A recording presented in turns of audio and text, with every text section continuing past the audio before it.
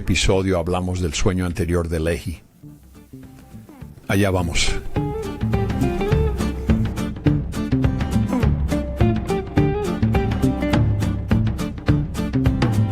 Muy bien, aquí estamos. Primer Nefi. Por fin. Estoy muy emocionado. Tenemos capítulos del 1 al 7 para tratar de terminar. Sinceramente, una imposibilidad de hacer en una semana o en un episodio, incluso un episodio más largo como este. Vamos a terminar dejando mucho sobre la mesa, por desgracia, pero vamos a cubrir algunos hechos importantes y algunas ideas aquí en estos primeros 7 capítulos que van a establecer el marco para el resto del libro. Esto va a enlazar directamente con estos 2 primeros episodios que ya hemos hecho.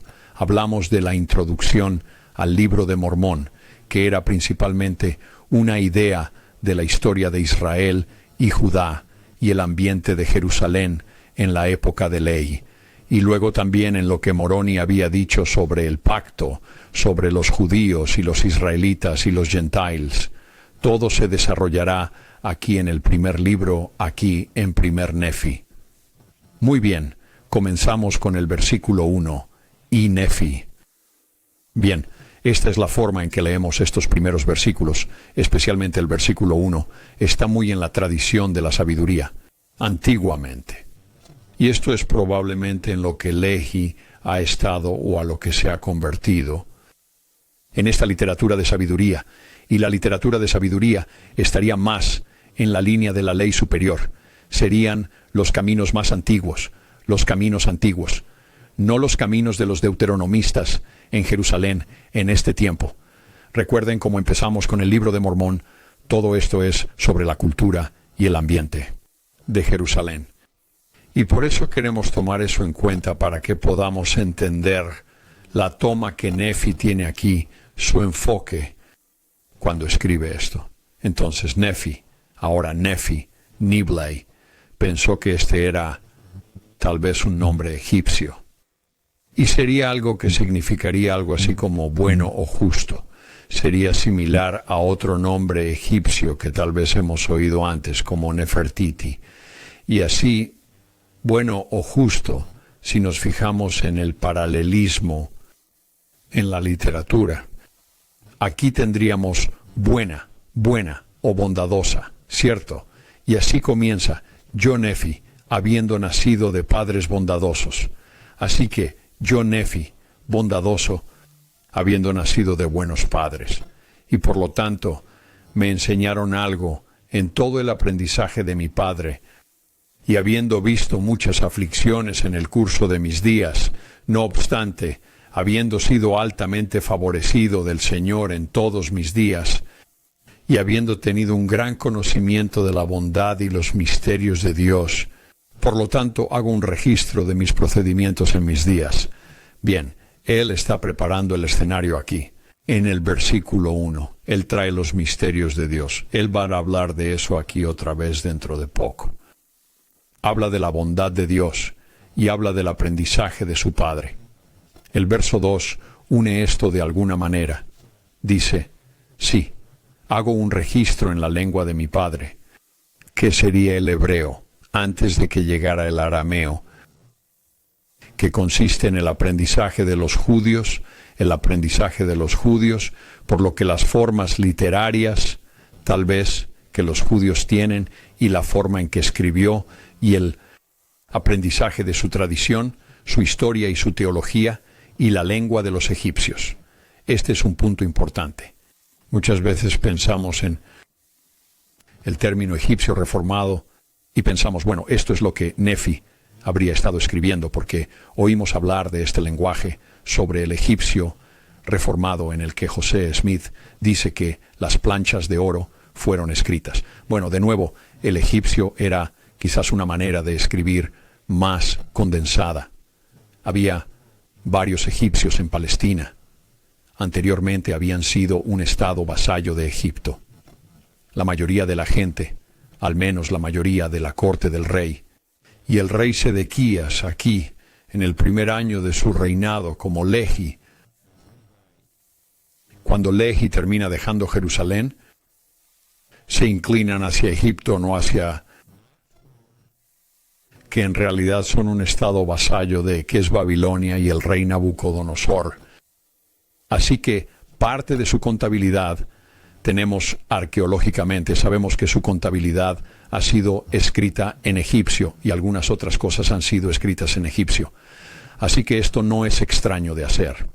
Esta era una práctica muy común para los escribas, por ejemplo, en la corte de un rey, tener a alguien que escribiera todo en griego y luego escribir todo tal vez en hebreo, escribir cosas en arameo, en Babilonia y escribir en egipcio, ¿verdad?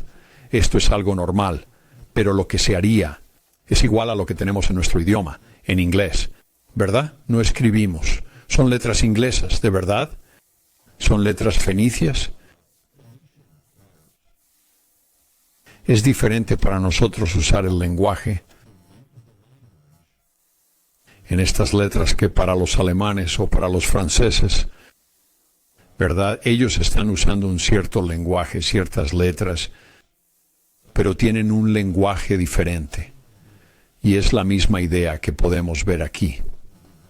Eso estaría escrito, pero en realidad lo mirarían y podrían leer hebreo a partir de eso, ¿no? Al igual que podríamos tomar inglés de fenicio, letras fenicias, y otros pueden tomar el alemán y usar esas mismas letras, y otros el francés y otros el español, etc. Entonces, el idioma de los egipcios no significa que sea egipcio reformado. Eso solo lo sabemos al final del libro de Mormón. No dice que es egipcio reformado, y en ninguna parte vemos egipcio reformado. Bastante seguro. En ninguna parte vemos egipcio reformado, excepto al final del libro de Mormón. Y entonces lo que es muy posible es que lo que tienes es, durante el tiempo que Lehi deja Jerusalén, todo el camino hasta Mormón y Moroni, es alrededor de 1000 años, un poco más de 1000 años. Y así el lenguaje cambia, y el lenguaje escrito puede cambiar. Así que el egipcio reformado no es necesariamente, como yo lo veo, en lo que Nefi y Lehi habían escrito. Probablemente escribían en egipcio estándar, cualesquiera que fueran esas letras, en esa época, y en hierático o demótico. Y así, el egipcio reformado es como cuando miramos el inglés antiguo. Realmente no podemos entenderlo. Es muy, muy difícil de entender. Capto una palabra aquí o allá, pero nuestro inglés moderno sería algo que podría ser inglés reformado, comparado con lo que hablaban en los 1500. Y entonces Nefi sitúa los eventos que están a punto de suceder aquí, porque aconteció al principio del primer año del reinado de Sedequías. Sedequías es uno de los hijos de Josías y se está inclinando hacia Egipto y eventualmente se va a alinear completamente más con Egipto, a pesar de que ha sido puesto como rey por Nabucodonosor.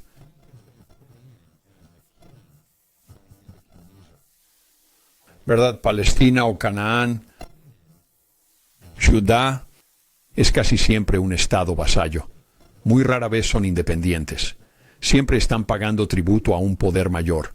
Los asirios, los babilonios, los egipcios, principalmente esos tres, hasta que llegaron los griegos y los romanos, y Nabucodonosor de Babilonia lo puso como rey títere, por así decirlo.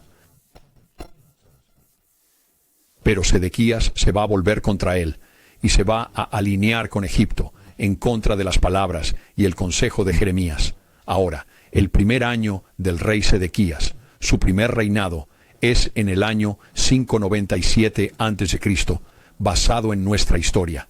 Miramos la historia, y por lo que no es exactamente 600 así, sobre la base de lo que los historiadores piensan, que su primer año fue probablemente 597 a.C., y obtenemos un poco de antecedentes acerca de Lehi, que él habitó en Jerusalén en todos sus días.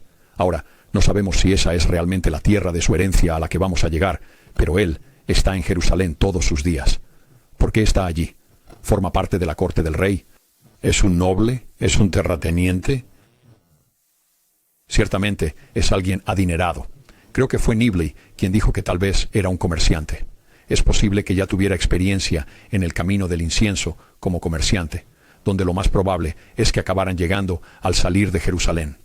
Y luego habla del ambiente aquí en Jerusalén y dice que en ese mismo año, así que vamos a decir 597 AC, vinieron muchos profetas profetizando al pueblo que debían arrepentirse o la gran ciudad de Jerusalén sería destruida. Ahora empezamos a tener esta fundación de este ambiente de Jerusalén y todo lo que conseguimos aquí al principio es que ellos necesitan arrepentirse. Bueno, por supuesto, eso es lo que hacen los profetas, ¿verdad? Salen y gritan arrepentimiento y quieren que cambies. Bueno, ¿por qué hay iniquidad en una sociedad aquí, donde el templo está centrado en todos y en su civilización? ¿Por qué hay iniquidad? Y voy a argumentar que es porque hay una pérdida de Cristo. Esa es una de las cosas que se quita. Así que la gente es pecadora. Y sin embargo, Laman y Lemuel van a decir que no lo son. Y dice que si no se arrepienten, que la gran ciudad Jerusalén debe ser destruida. Este es un punto importante. Volveremos a eso en un rato. Y luego 5, por lo que sucedió que mi padre Lehi, mientras salía, oró al Señor, sí, incluso con todo su corazón en nombre de su pueblo. Así que él sabe lo que está pasando aquí. Él puede ver el caos, y está orando en nombre de ellos. Lo que no sabemos es a dónde fue. Recuerde, tenemos un montón de agujeros aquí que probablemente habrían sido llenados por el libro de Lehi, las 116 páginas que se perdieron por Martin Harris y su esposa. Tendríamos un poco más de historia, bueno, mucha más historia de Lehi y de Ismael, y probablemente del ambiente en Jerusalén en ese tiempo. Creo que esa es una de las pérdidas clave de esas 116 páginas, es tener una mejor idea de todo lo que sucede desde el templo al sumo sacerdote, al rey Sedequías y otros, así como Lehi y Nefi y esa familia e Ismael. Obtendríamos un trasfondo más rico de sus vidas y de lo que sucede en Jerusalén. Así que queremos reconstruirlo lo mejor que podamos. Y luego tenemos algo que nos saltamos porque pensamos en la visión de Lehi como su sueño, como el árbol de la vida. Pero esta es la primera cosa que aparece cuando leemos el libro de Mormón y entendemos que Lehi es un hombre visionario. Y aquí está la primera visión que está escrita. Dice, y sucedió que mientras oraba al Señor, vino una columna de fuego. Una descripción muy a menudo de una teofanía, ¿verdad? Una visión de Dios que ocurre en muchas escrituras, incluso en escrituras no canónicas. Joseph Smith habla de esto. Y habitó sobre una roca delante de él, y vio y oyó mucho. Y a causa de las cosas que vio y oyó, se estremeció y tembló en gran manera. Bien, ¿qué vio y qué oyó? Ahora, esto es importante entender. ¿Por qué Nefi escribe esto de esta manera? ¿Por qué está escribiendo esto probablemente 30 o 40 años después? Ya están en las Américas cuando él escribe esto, cuando lo pone todo junto. Puede que haya escrito notas, pero cuando pone todo junto es 30 o 40 años después. Así que es muy cuidadoso sobre cómo escribe esto y lo que hace. Es muy específico a la hora de crear una verdadera obra de arte. Eso es lo que estos autores están haciendo. Están creando algo que saben que es muy, muy importante. Así que se toman mucho tiempo para hacerlo.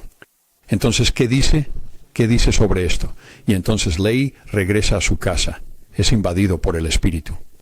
Y mientras es invadido por el Espíritu, es llevado en una visión. Así que aquí hay otra, ¿verdad? Es un hombre visionario. Incluso vio los cielos abiertos y creyó ver a Dios. Creyó ver a Dios es lenguaje visionario, ¿verdad? Cuando decimos algo como unto o pensó que vio, esto es algo que no es necesariamente de lo que eres consciente, tal vez. Pero esto es lenguaje de una visión. Y creyó ver a Dios sentado en su trono. rodeado de innumerables muchedumbres de ángeles en actitud de cantar y alabar a su Dios. Ahora, ¿qué hay de importante en eso?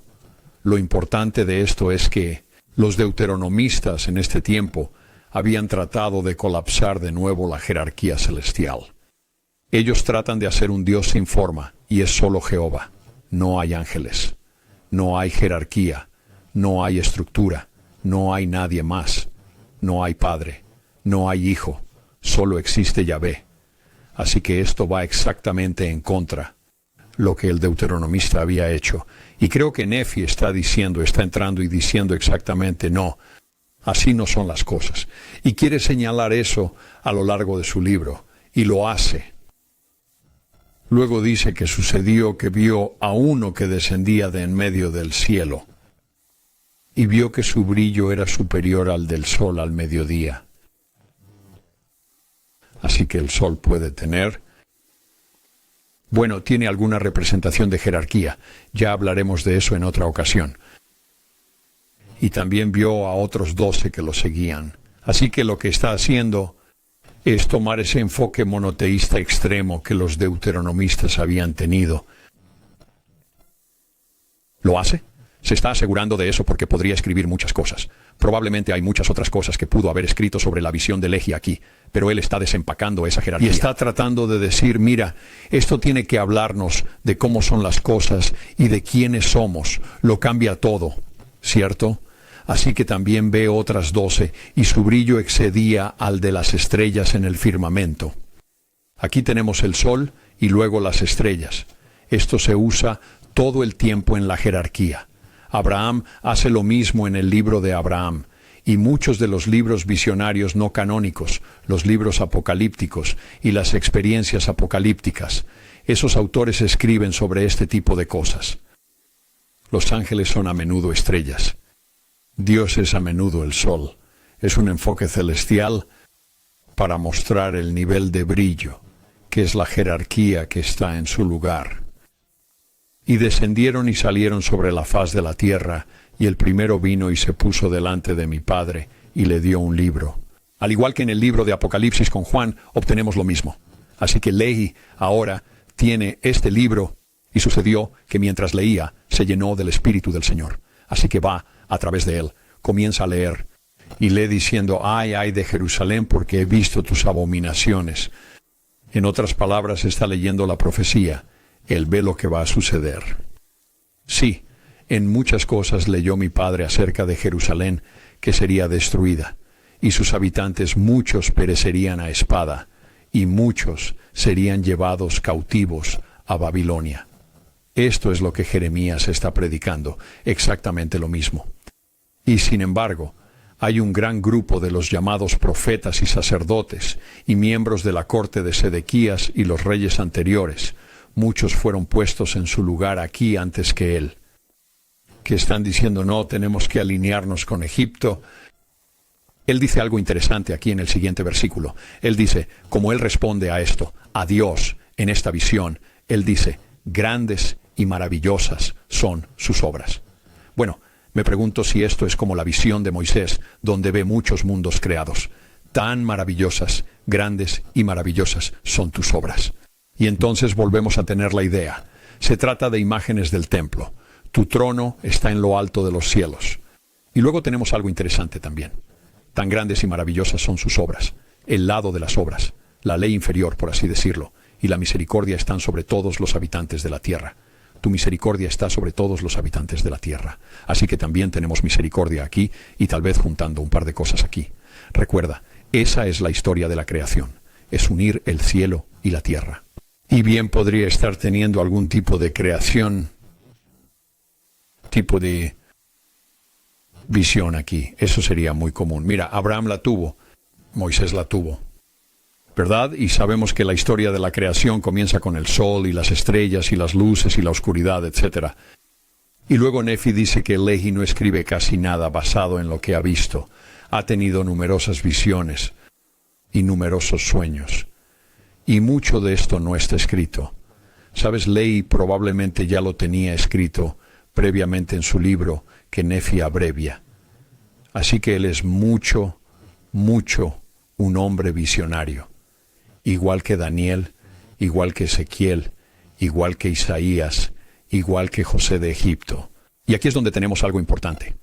Sé que estamos pasando mucho tiempo en el capítulo 1, pero hemos leído esto tantas veces. Solo quiero desempacarlo un poco y ampliarlo, y luego nos moveremos un poco más rápido a través de algunos de los otros capítulos.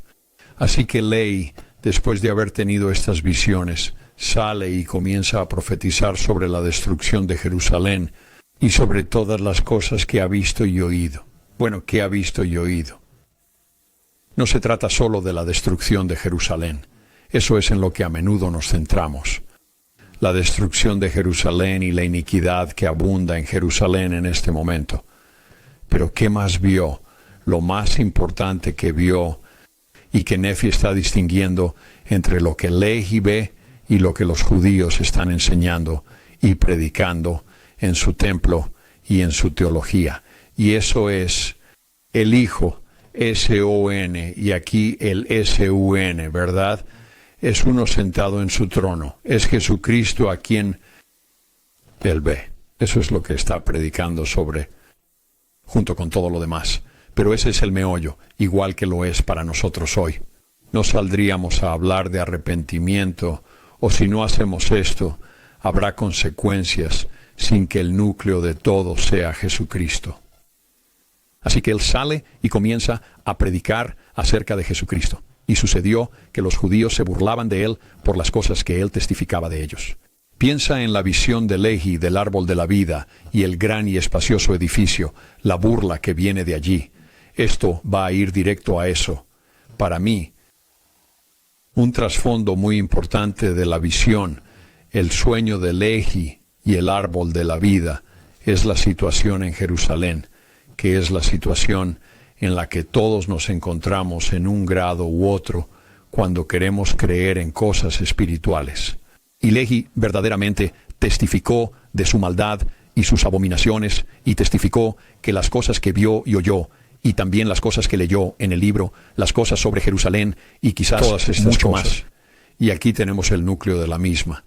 Todas estas cosas se manifiestan claramente de la venida de un Mesías. Y también clave la redención del mundo. El Hijo de Dios, cierto, no solo un Mesías político, la redención del mundo. Así que sale y predica la doctrina de Cristo. Y como ven aquí, lo que Nefi toca aquí es que eso está en el centro de todo. Por eso se burlan de él. Si los judíos de Jerusalén se burlan de él cuando predica la doctrina de Cristo, piensa en el cambio que debe haber ocurrido durante décadas, tal vez desde la época de Josías, solo un par de décadas antes. Cierto, ellos van a rechazar esto, ellos lo saben.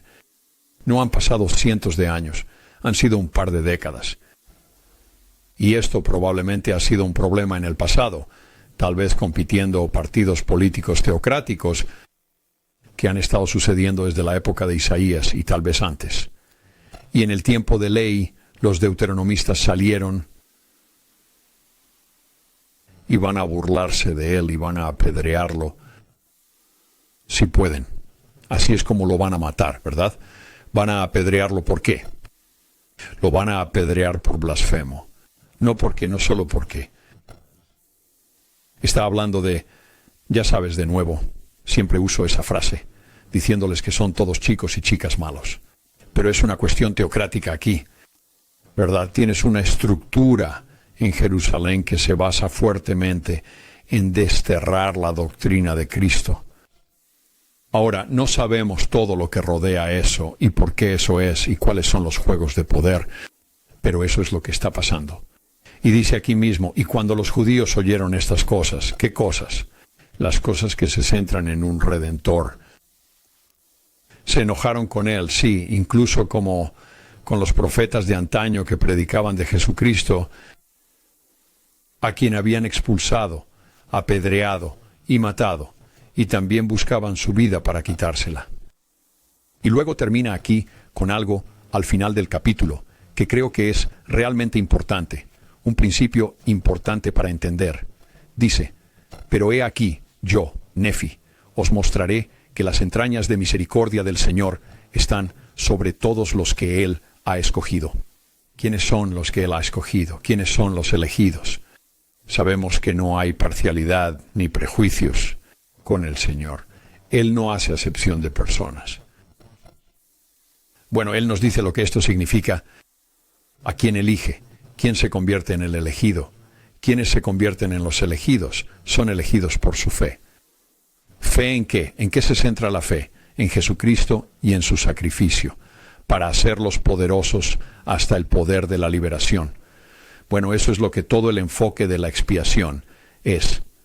Es aquellos que son los cautivos que serán liberados, si ellos están en el mundo espiritual o ellos están en el mundo temporal, material, aquí. Es deshacerse de las cadenas a causa del sacrificio de Jesucristo, a causa de lo que sucedió con la economía espiritual, donde todo fue pagado. Y por lo tanto todo se le dio la oportunidad a causa de eso. Podría iniciar una empresa de negocios y tener un capital inicial de $10 millones y solo necesito tal vez 5, pero tengo todo lo que necesitaría. Pero aún puedo echarlo a perder. Así puedo tomar malas decisiones. Pero lo que se me ha dado, lo que se ha pagado es la oportunidad. Y la diferencia con Cristo es que ese capital nunca cesa, siempre está ahí. Puede que a veces sea más difícil de conseguir, pero ese capital semilla siempre está ahí para nosotros. Solo tenemos que cambiar nuestros caminos y arrepentirnos y tener fe que ese capital espiritual que se nos ha dado puede ser puesto a buen uso. Así que aquí me he ido por la tangente y voy a tener que hacer un giro de 1 grado 80 aquí. Vamos a hacer 2 episodios esta semana. No hay forma de evitarlo, especialmente empezando por el capítulo 1. Quería centrarme realmente en los contrastes que Nefi plantea con el entorno en el que se encuentran aquí, en Jerusalén.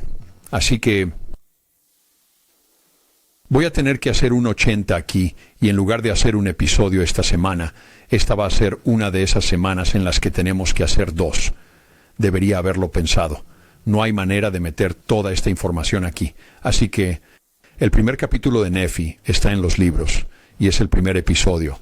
Realmente quería entrar y centrarme en cómo Nefi está creando un contraste entre el ambiente en Jerusalén y cómo se lanza este libro.